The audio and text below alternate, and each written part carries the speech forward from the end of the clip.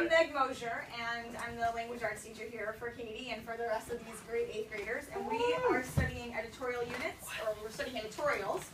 And I've shared the information with you that they've already uncovered the attributes after reading about 15 editorials. And this is a great opportunity for them to hear from you about your experience as an editorial writer and what that process is like, how you choose a topic, what that whole thing goes, what that's like. And I emailed some questions to you that they had, so we would just love to hear what you'd like to share with us. Good. Let me tell you, I'll just tell you a little bit about how I do what I do and how we do it, and I want to see what your questions are. How are you guys today? Good. Tired. Funky. I see. So I'm the editor of the editorial page for the Chicago Tribune, and what that means is I have a group of 11 people who are they're editorial writers. Some of them are columnists. One of them is a cartoonist, does a daily cartoon for us. Some of them are editors. They handle letters to the editor. They handle op-eds and other columnists that we run. But the core group, about half of those folks are editorial writers. What they do, the editorial, is really the heart of the newspaper. That's where we say we are part of this community. We see ourselves as a leader in the Chicago community, just as the Alexandria paper does for Alexandria and the Washington Post does for your whole region. And we're going to have something to say about how we think this ought to be a better place. At the Chicago Tribune, we have this great history. This is the first great campaign that the Chicago Tribune had, was to make Abraham Lincoln president of the United States and to push for the abolition of slavery. And Abe Lincoln was a subscriber to the Chicago Tribune. We've got a letter from him where he renews his subscription. And the Tribune fastened on Lincoln. He wasn't very well known, particularly in the East Coast, you know, Virginia, New York. They kind of ran the country in those days. But the Tribune pushed for Lincoln. He won the nomination of the Republican Party in 1860 and went on to be president. So there are a lot of examples like that over history where you really can have impact. I'll give you one other one. When I was a reporter before I was on the editorial board, and one of the issues that I liked to write about a lot was child abuse, child welfare. We were seeing then a lot of cases of kids who were abused, who were neglected, and nobody was doing anything about it because we just had too many of them, and they were overwhelming the courts and the system. So I wrote about that as a reporter, but we really didn't get a lot done. When I went on the editorial board, when I started writing editorials, I picked that up as a big issue. And one year we had a case in Illinois. It was a 3-year-old boy named Joseph Wallace. His mother was dangerous to him, dangerous to everybody. She set fires. She had broken the arm of a nurse. She'd been dangerous to her kids, but she kept getting her kids taken away, and they kept being given back to her. So one day, she got mad at Joseph Wallace because he was crying too much, and she put him on a chair, and she tied a rope around his neck, and she hung the rope around a transom, and then she waved goodbye to him, and he waved to her, and then she kicked the chair out. And then she went down to the phone on the corner and called the police and told them what she had done. She killed her son. He was 3 years old. And we said, if you can't protect Joseph Wallace, if you can't help somebody in a case like that, there's nothing you can do to help children. And we started a crusade, much like the attributes that you write about. We picked a particular, what we wanted to get done. We knew what the audience was, what the target was going to be. And we said, this state has to fix a child welfare system that allows someone like Joseph Wallace to die. And we got things done. We got more judges so they could pay attention to kids who had been abused and really figure out what was going on in those families. We got more caseworkers, 3 times as many caseworkers, so they could really keep track and protect these kids. And we got a law passed that said the best interest of the child will come before anybody's, including the parents, in decisions about what you're going to do to protect children. So you can see cases where when you really focus on what you want to do with an editorial, you can get something changed. We had a bizarre case of it a few years ago. You want to talk about impact. The governor of Illinois was Rod Blagojevich, and he was so mad about what the editorial writers were saying about him that he tried to get us all fired. And in fact, he was caught on tape trying to essentially extort the Chicago Tribune to fire the whole editorial board. And he wound up being impeached, and that was one of the charges against him. So I like the attributes. I saw what you focused on and what you thought was most important, and that's what I think is too. You want to pick a subject. You want to pick a subject where you can make a difference. You want to make an evidence-based argument for it. It's not just your opinion on this, but it's your opinion based on what you see as facts. We gather that through. We have a lot of discussions with people who are newsmakers.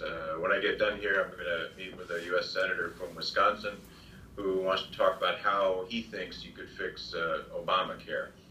We met yesterday with the ambassador of Azerbaijan, which is a little country that borders on Iran and Russia, and he wants us to support the idea that the U.S. should do more support for his country because it's in that nexus of Iran and Russia. And so, we'll write pieces that we think are strong and are hard-hitting, but they're not going to be petty.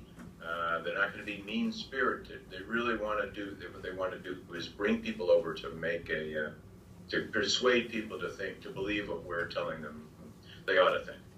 So let's open it up. Let's see if you've got any questions about how a newspaper works, how you write an editorial, and how you have impact. Anything you want to know? Ellie? Do you ever have to write editorials that you don't want to write, like a topic you don't agree with?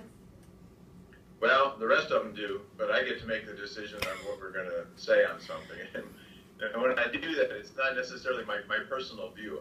I'm charged with saying I've got 11 people. We're gonna be consistent with where the Chicago Tribune has been. So we're not just gonna bounce off the walls on what we think. When we are going to change, one example is gay marriage. The Chicago Tribune last year endorsed gay marriage. It's a pretty conservative newspaper, so that was kind of a leap for us. But we made an argument to say why we were switching our position on that. The other one was the death penalty. The paper over 150 years supported the death penalty. But we did a lot of great reporting that showed that we had people who were sentenced to death in Illinois who were innocent. And that led us to seek changes first in how we handle those kinds of cases, and then to say we can't trust the government with this powerful tool, and we came out against the death penalty. Some people were for it, some people were against it on the editorial board. I assigned it to a writer who truly believed in it. So I don't think that they strongly disagree with, but on almost any issue that we write about, there's an argument. Some people are for it, and some are against it. Other question? Andrew.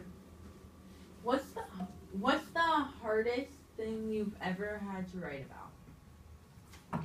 I think it's a presidential endorsement, because when you make an endorsement for president, it's not on a particular issue. It's the same things that you've written about. You now have two people in front of you, and which one of them are you going to say would be the best person to lead the country? And every time we do that, we get people mad. The Tribune was a long time a conservative newspaper. We never endorsed a Democrat for president until Barack Obama. Partly that was because we knew him. He had come up through Illinois. We'd written about him a lot. We had a lot of confidence in his intelligence and decision making. But when we endorsed him for president, 4,000 people canceled the newspaper.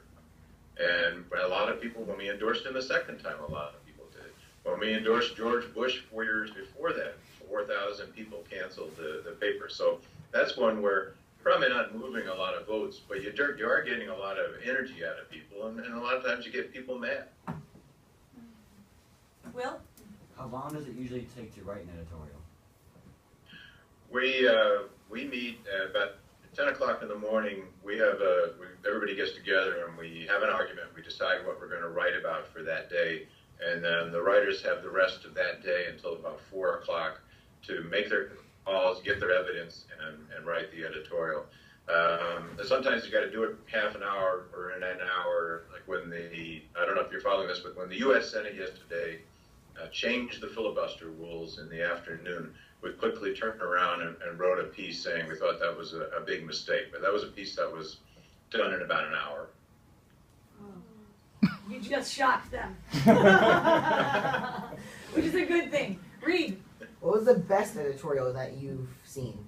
Like, what was the Can you define best? What do you mean by most best? convincing and the most View changing. the most controversial Yeah, / convincing one that you've seen so The far? best, I think, probably the best editorial that was ever written was "Yes, Virginia, There Is a Santa Claus." There was a New York Sun. An 8-year-old girl wrote a letter to the editor of the New York Sun asking if Santa Claus existed, and they wrote an editorial that's just a beautiful piece about human spirit. And it's not trying to get something done. It's not trying to change somebody's opinion, but it's just a heartfelt piece on the spirit of Christmas and the spirit inside you. If you want to go find a piece, and it's just a great read. Yes, Virginia, and you know the phrase, but that's where it came from. It was an editorial in the New York Sun. Okay. Alex? What was like your favorite editorial that you've written? I felt really good about the writing that I did on child welfare and child abuse, and won a Pulitzer Prize for it. But it felt like we really made an impact for kids. So I think that our work on the death penalty, we do a lot of work on education. We passed an education reform law in Illinois that's going to have a substantial impact on the schools here. So I feel really good about that one too. Bruce, would you be willing to send us a link to one or two of the editorials from the child welfare piece? Oh, sure. Glad to. Okay. Sam? What is the hardest editorial you ever have to write that's completely against your personal view, yet you still have to write against it? When I was first on the editorial board, I did have to write some endorsements that I didn't agree with because there was an editor who thought differently or a publisher who thought differently. And so I had a choice of I could pass it off to someone else, or I could try and write an editorial that I didn't agree with, but at least then I could phrase it the way that I wanted to do it. I'm in a good position now because the publisher, ultimately a publisher makes a call on an editorial page. Our publisher gives us complete independence, and so I really have a lot of say on, we're not going to put something on the editorial page that I don't think is the right thing to do. Heather? When you're writing an editorial, do you think it's better to have a more passive voice or to be more firm and upfront? Oh, I definitely think firm and upfront. There was an editor at the Wall Street Journal once said you have to write 1,000 editorials to pass a law. I mean, you're not going to do this once and have everybody jump to it. You have to have a campaign. You have to have something clear and specific, a goal that you want from it. And you're going to have to keep after it and keep after it. We did that with education reform. We did that with the death penalty and child abuse, because you have to send a signal to the people who make these decisions, like president or the Senate or the state legislature, that you're not going away and you're going to keep battering them until you get something done. Dylan? How did you get into the whole writing editorial business, I guess? I was a political reporter, so I covered City Hall in Chicago. I covered some national politics, presidential campaigns. I really liked politics, but I also got to a point where you knew who was evil and who was good. But when you're a reporter, you can't really say it. You have to say you handle everything in a balanced fashion. So I wanted to make that leap over, and there was a position that opened up on the editorial board. It works sort of like a beat structure. They needed someone who had some expertise that covered politics. So it was a good time. The opening was there, and I moved over and covered politics. And I wrote a column for a while, which was really a lot of fun. But I always liked that sense of speaking for the newspaper. It's something also you don't see. A lot of people go to the internet for news, but you don't find that sense of an organization's mission on most of the websites. You certainly don't get it on TV. So it's still something that's pretty unique to newspapers. I think that's one of the questions that they came up with towards the beginning of the unit was, are editorials published anywhere else other than newspapers? And so it might be new for them to hear about the uniqueness like you just described. Yeah, I've seen some television stations try it, but they don't, when it's not in front of you, when it's not sitting on the coffee table for the day, it doesn't seem to have much impact. And I think websites tend more to there being forums for people to have all of their views out there, but they don't have the editorial voice to say this is what the Huffington Post thinks. This is what Real Clear Politics thinks. So we're also making that transition, and we want to be online. We want to be a forum, so you all can have your say. But we want to make sure we keep that sense of that voice for Chicago. Okay, Ellie? How long are the editorials you and your company write? Like, how long are they usually? It's usually maybe about 650 words. We can go up to a full page, which might be 1,500, 1,600 words. But the basic editorial, it's really tight, and it's a really it's a disciplined kind of writing. You know, the old saying, I wrote you a long letter because I didn't have time to write you a short one. You have to be concise. And I want to make a pitch for your teachers here.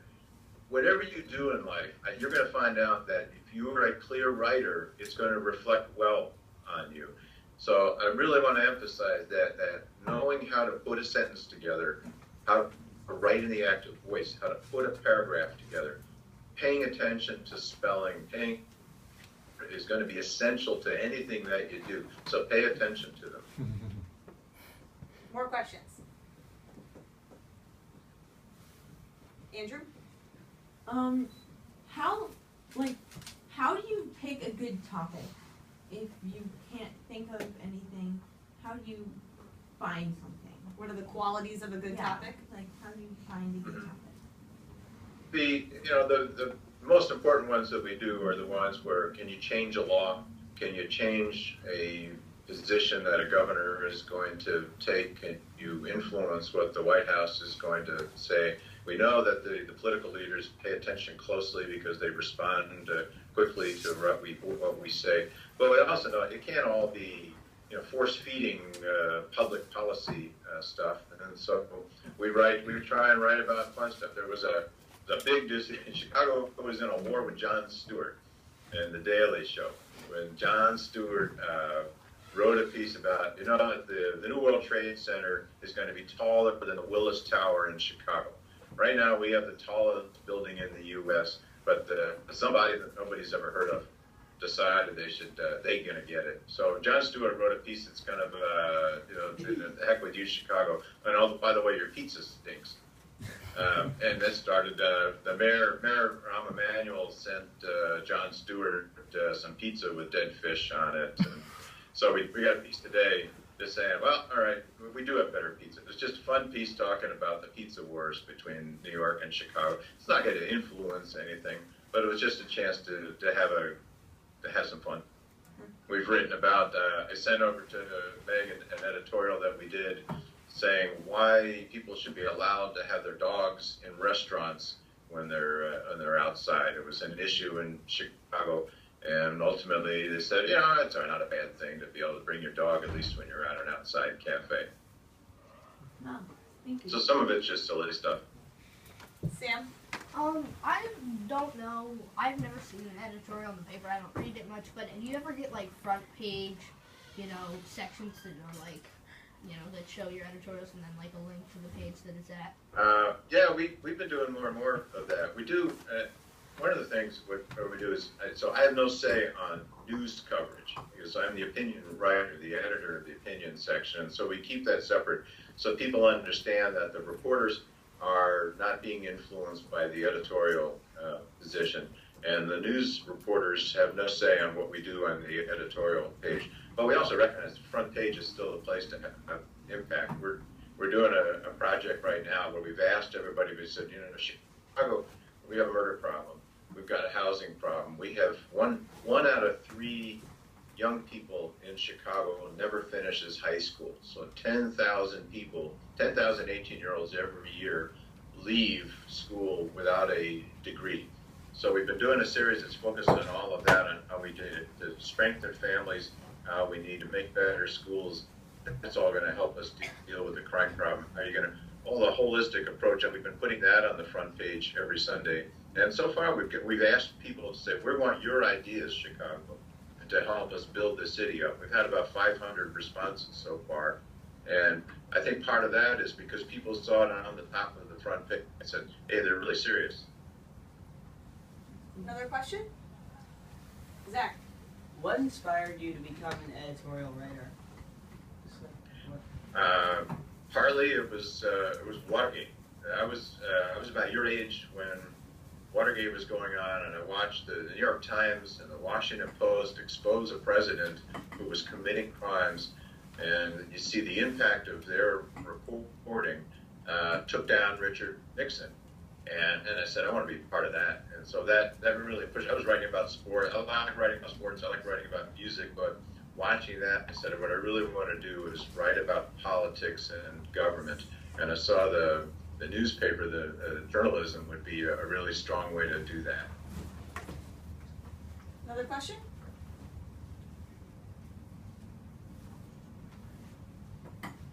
Okay. Bruce, thank you so much for your time this morning. This has been a really great opportunity, and I know we have a lot to talk about from some of the things that you said and some more things to share with them. Thanks. So you guys did a nice job on pulling together the attributes of the editorial. I think you're really getting what what it can do and how it can do it. And once again, really, I encourage you to pay attention to English classes. Know how to write. It's going to somewhere down the line. It's really going to help you. Thanks a lot. Have a great day. Thank you. Thank you.